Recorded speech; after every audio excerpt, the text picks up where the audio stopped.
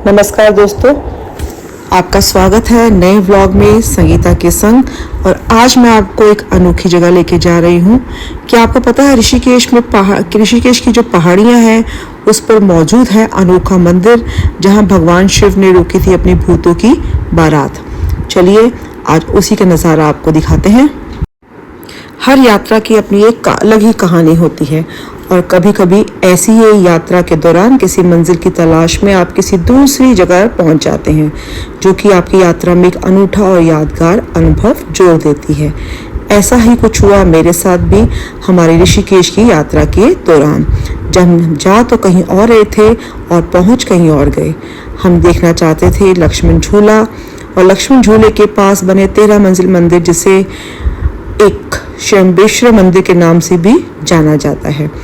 अब ना तो हमें मंदिर का नाम पता था और इसके साथ ही मंदिर की मंजिलों को भी 13 की जगह हम 11 मानकर लोगों से पूछताछ करने लगे। फिर क्या था, पूछते पूछते हम पहुंच गए ऋषिकेश में एक ऊंची पहाड़ी पर मौजूद 11 मंजिल मंदिर, जो मंदिर है जिसे भूतनाथ मंदिर के नाम से जाना जाता है। वहां जाकर जब मंदिर से जुड़ी महादेव की अद्भुत कहानी सुनी और साथ में इतनी ऊंचाई से पूरे ऋषिकेश का खूबसूरत नज़ारा देखा, तब समझ में आ गया कि यात्रा से जुड़ी सबसे सुंदर यादें तो तभी बनती है जब आप किसी अनजानी जगह से बिना प्लान किए पहुंच जाएं।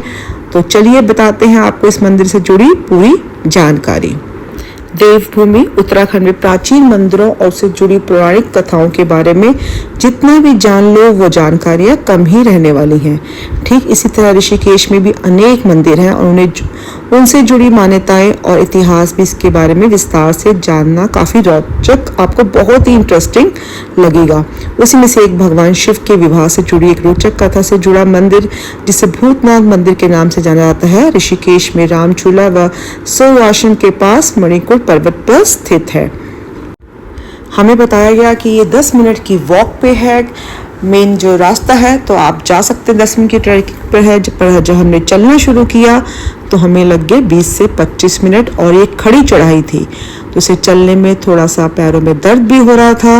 और चढ़ाई चढ़ने के बाद जब हम आगे की तरफ गए तो हमें कुछ और दिखा। हमें लगा हम मंदिर की तरफ पहुंच चुके हैं, और क्या दिखा वो मैं आपको आगे बताती हूँ। फ्रेंड्स, इस मंदिर में आने के लिए अगर आपको सोचना हो तो 15 मिनट की चढ़ाई लगती है, पर लगेगी आधा घंटे की। तो सोच समझ के आना, शूज़ पहन के ज़रूर आना। शूज़ सबसे इम्पॉर्टेंट है, क्योंकि पूरा रास्ता जो है पथरीला है, और चप्पल का बिल्कुल भी यूज़ मत करना। और जिसको थोड़ा सा भी सांस की प्रॉब्लम हो, एक बार सोच के आना। थोड़ा सा ऊंचा है, 15 मिनट का ट्रैक है, कवर हो जाएगा, लेकिन आराम आराम से। मंदिर के हर एक मंजिल में नदी, हनुमान और भगवान शिव से जुड़े देवी देवताओं को दर्शाया गया है। 7वीं मंजिल पर चित्रों के माध्यम से भगवान शिव की भूतों की बारात को भी दर्शाया गया है। बताते हैं कि जब राम रावण युद्ध के समय लक्ष्मण को शक्ति बाण लगा रहा था तो वह मूर्छित हो गए थे, तो हनुमान जी ने इसी पर्वत से संजीवनी बूटी लेकर गए थे। यही रास्ता मैं आपको दिखाना चाहती थी कि हमें लगा कि हम चढ़ाई चढ़कर ऊपर आ चुके हैं और मंदिर आ जाएगा। आप साइड में देख रहे हैं, लोगों ने अपने छोटे छोटे घर बनाए हुए हैं। मान्यता होती है कि इन पत्थरों को जोड़ के जो अपना यहाँ पे घर बना के जाता है, उसका वास्तविक जीवन में भी घर बहुत जल्दी बन जाता है। तो जो अगर आप चाहते हैं तो आप भी ये बना सकते हैं यहाँ पे आके। और ये देखिए ऊंची, कितनी ऊंची सीढ़ियों के बाद आपको यहाँ पहुँचना होगा। वैसे तो दूसरा रास्ता भी है सामने की तरफ से, मैं आपको दिखाऊंगी, जो चढ़ाई का है। आधी चढ़ाई तो सबको चढ़नी होती है, उसके आगे आपके पास 2 ऑप्शन होते हैं। चाहे तो आप ये सीढ़ी ले लीजिए, जिसको चढ़ने में आपको 10 मिनट का टाइम लगेगा, या फिर सामने की तरफ से आप चढ़ाई जो है दूसरा रास्ता भी ले सकते हैं। तो हमने आधा रास्ता चढ़ाई चढ़ के आए और उसके बाद हमने सीढ़ी वाला रास्ता ले लिया और रुक के आराम से चढ़े, क्योंकि ये सीढ़ी जो बिल्कुल खड़ी थी। आप जब भी इस मंदिर को देखने आए तो एक बात का ध्यान रखिएगा कि इसको देखने का टाइम जो है 6 बजे तक ही होता है, उसके बाद ये मंदिर बंद हो जाता है। तो हमने रिक्वेस्ट पे पुजारी जी को बोला कि 10 मिनट रुक जाइए, हम लोग इतनी दूर से आए हैं तो हमें दर्शन कर लेने दीजिए। तो चलिए ऊपर पहुंचते हैं और दर्शन करते हैं।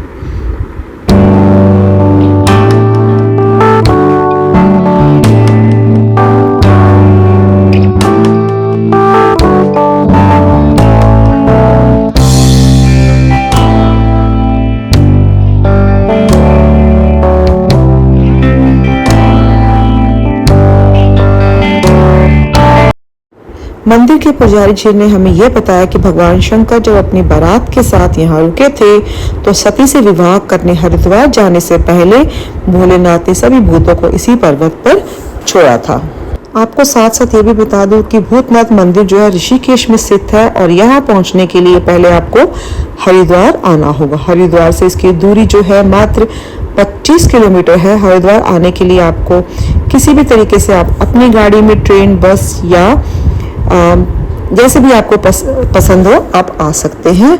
हरिद्वार से आपको हर की पौड़ी से टैक्सी या बस मिल जाएगी और आपको ऋषिकेश पहुंचा देगी। इस मंदिर की ये कथा मानी जाती है कि जब भगवान शंकर अपनी पत्नी माता सती से विवाह करने बारात लेकर निकले थे तो कहा जाता है कि उनके ससुर राजा दक्ष ने इसी भूतनाथ मंदिर में भगवान शिव को उनकी बारात के साथ ठहराया था। भगवान शिव ने अपनी बारात में शामिल सभी देवगण, भूत और तमाम जानवरों के साथ यहीं पर रात बिताई थी। इस अलौकिक मंदिर को लेकर एक और बात बेहद प्रचलित है और वह समस्त दर्शकों को बेहद आश्चर्य में डाल देती है। वस्तुतः यह स्थित भगवान शिवलिंग के चारों तरफ 10 घंटियां लगी हुई हैं और 10 की 10 घंटियों में अलग अलग ध्वनि निकलती है। एक साथ बजने पर भी ध्वनि अलग अलग सुनाई देती है। इससे कई लोग आश्चर्य में पड़ जाते हैं। मंदिर देखने के बाद चलिए अब ऊपर जो है दूसरी और तीसरी मंजिल पर चलते हैं और देखते हैं वहां से मंदिर के बाहर का क्या नजारा है। यह मंदिर 3 तरफ से राजाजी नेशनल पार्क से घिरा हुआ है, जिसकी वजह से इसकी तरफ फैली हरियाली चारों तरफ से फैली हरियाली है वो अपनी तरफ आकर्षित करती है। भूतनाथ मंदिर 7 मंजिल इमारत है। इसकी पहली मंजिल पर आपको भगवान शंकर से जुड़ी कथाओं का वर्णन मिलेगा और ऊपर चढ़ने के बाद आपको चारों तरफ हरियाली ही हरियाली दिखाई देगी और दूर दूर तक आपको ऋषिकेश के दर्शन होंगे, जहां से आपको राम झूला, लक्ष्मण झूला और गंगा मैया के भी दर्शन होंगे। यह मंदिर खुद एक पहाड़ी पर मौजूद है, जिस वजह से हम अपने मंदिर की सबसे ऊंची मंजिल पर पहुंचकर ऋषिकेश का वो शानदार नज़ारा देख सकते हैं जो आपको कहीं भी दिखाई नहीं देगा। और देखने के बाद यकीन मानिए ऋषिकेश का इतना खूबसूरत रूप हमने अपनी आंखों से कभी नहीं देखा होगा। निरंतर बहती माँ गंगा और साथ में राम झूला, लक्ष्मण झूला और जानकी झूला को एक साथ देखने का वो अद्भुत दृश्य हमेशा के लिए हमारे मन में सेव हो गया। फिर 11वीं मंजिल पर बने मंदिर में महादेव के भूतनाथ स्वरूप के दर्शन करके और इस मणिकूट पर्वत से जुड़ी कथा सुनकर सच में मन एकदम आनंदित हो गया। यहाँ पर मैं आपको ये भी बता दूं कि महादेव शंकर कैलाश से बारात लेकर दक्ष प्रजापति की पुत्री सती से विवाह रचाने राजा दक्ष के निवास स्थान कंखल जा रहे थे, तभी महादेव को विचार आया कि उनकी भूतों की बारात को देखकर ससुराल में सभी लोग भयभीत हो जाएंगे। और इसी विचार के बाद भगवान शंकर ने अपनी भूतों की बारात को मणिकूट पर्वत पर इसी मंदिर के स्थान पर ठहराया था। इस मंदिर में सबसे ऊंची मंजिल पर बने भूतनाथ मंदिर में मणिकूट पर्वत पर भोले बाबा का भूतनाथ होकर बैल पर सवार होकर विवाह के लिए जाने के पल को बेहद ही खूबसूरती से दिखाया गया है। मंदिर से जुड़े एक रहस्य के बारे में ये भी कहा गया है कि मंदिर में सबसे नीचे वाली मंजिल पर जो शिवलिंग है वहाँ शिवलिंग के चारों ओर अलग अलग दिशाओं में कुल 10 घंटियां हैं और इन घंटियों को चाहे आप एक साथ बजा लें या अलग अलग समय दें, हर एक घंटी की ध्वनि दूसरी घंटी से बिल्कुल अलग निकलती है, जो कि इस मंदिर से जुड़ा वर्तमान समय का अनोखा ही रहस्य है। बताया जाता है कि कई लोगों ने इस बात को समझने की कोशिश की, लेकिन आज तक कोई भी कारण समझ नहीं आ पाया। मंदिर की सबसे ऊंची वाली मंजिल में जाके जब आप नज़ारा देखते हैं दूर से तो आपका मन बहुत ही खुश हो जाता है और आपको लगता है कि आपने पूरा ऋषिकेश घूम लिया। चलिए, हमने मंदिर देख लिया, अब यहाँ से हम उतरते हैं वापस और आपको इतना सूचित करते हैं कि आप ऋषिकेश की तरफ आएँ तो इस मंदिर को स्किप बिल्कुल मत कीजिए।